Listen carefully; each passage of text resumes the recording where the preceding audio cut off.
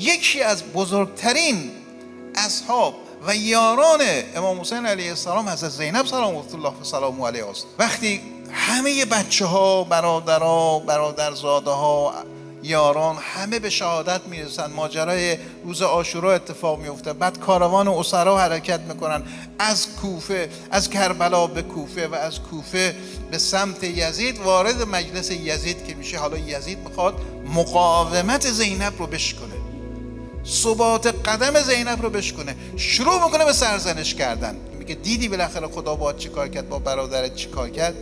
یه تعبیر قشنگی داره: فكت كيدك واسعى سعيك وانصب جهدك يا يزيد.